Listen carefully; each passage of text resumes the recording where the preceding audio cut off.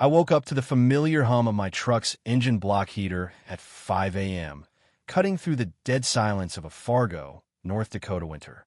It was minus 25 degrees outside, the kind of cold that turns your bones to ice and makes every breath a challenge. Without that heater, my diesel Ford F-250 would be a worthless hunk of frozen steel.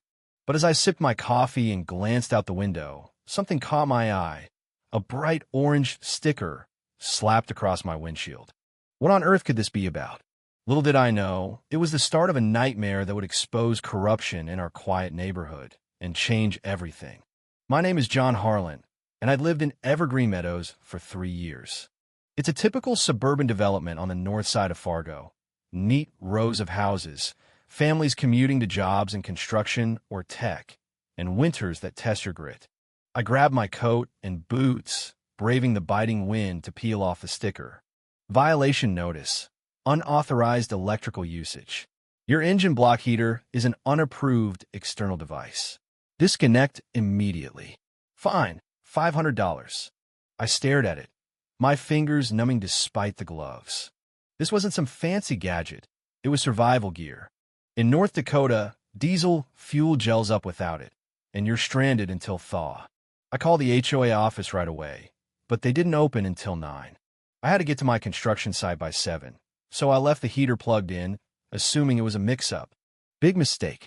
When I got home that evening, another notice was taped to my door. $1,000 fine, towing threat within 24 hours. A handwritten scrawl at the bottom. Final warning, Mr. Harlan. Margaret Lawson, HOA president. Margaret Lawson.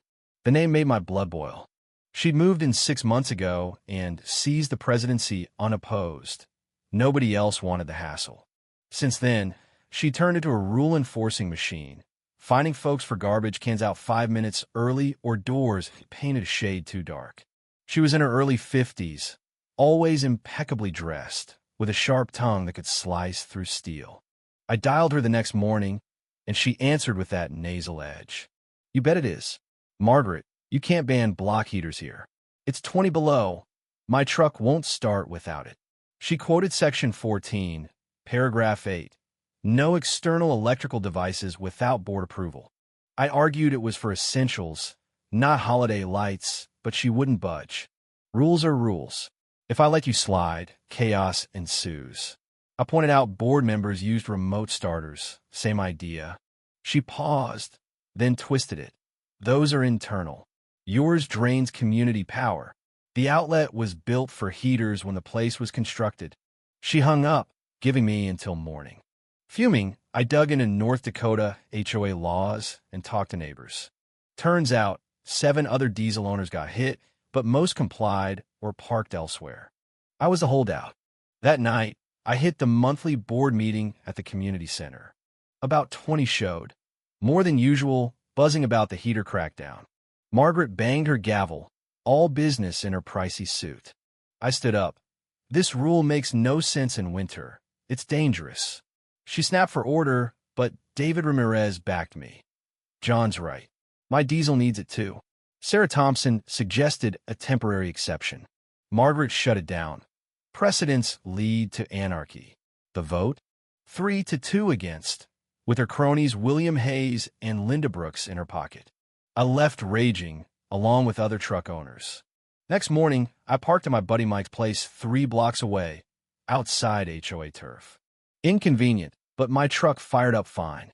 Driving back through Evergreen, I noticed folks warming gas cars, newcomers from warmer states, clueless about real cold. Then the deep freeze hit. Minus 35, wind chills to minus 50. Schools shut, warnings blared. I trudged to Mike's daily, my truck reliable.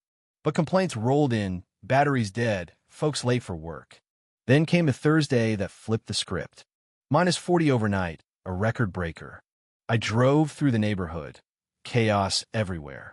People in suits jumping cars, parents flagging help. Even Margaret's fancy BMW sat dead in her drive, her yelling in her phone, face flushed. I almost stopped, but she caused this. At lunch, the community Facebook exploded. Missed jobs, appointments, irony thick that us violators were mobile. David posted, "Emergency meeting tonight. This is a safety crisis." The center was packed, 60 folks, many walking in the deadly cold, furious. Margaret looked rattled, hair askew. Before she spoke, Tom Jenkins erupted, "I missed a $15 million deal because my car froze. All from your dumb rule." A nurse's husband chimed, "My wife couldn't get to the hospital. Lives at risk." The room erupted, Margaret's gavel useless. David stood, motioned to suspend the ban, apologize, refund fines. Sarah seconded. William and Linda flipped. Yes. 4-1. Margaret glared. "This undermines everything." I shot back. "No, abusing power does." She resigned on the spot, storming out to applause. It was cathartic.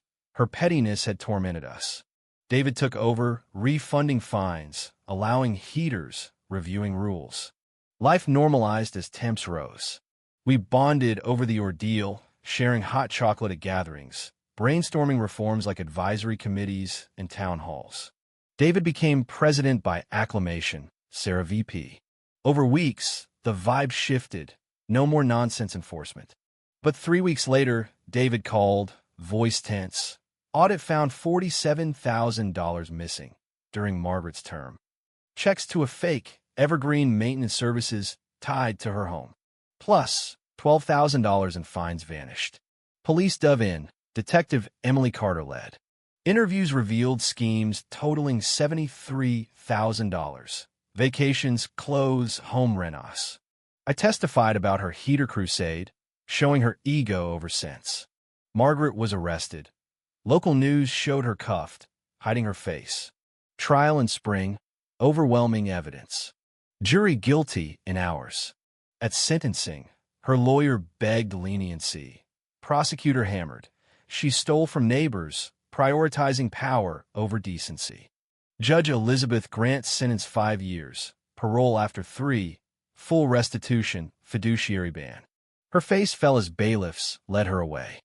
Justice served. We recovered most funds via seizures and insurance. David led reforms. Common sense reviews, term limits, quick appeals. I joined the board as treasurer, implementing biannual rule audits. The heater ban became the great freeze-out, a joke but a lesson. We started the IC Engine Crew, hosting winter prep workshops.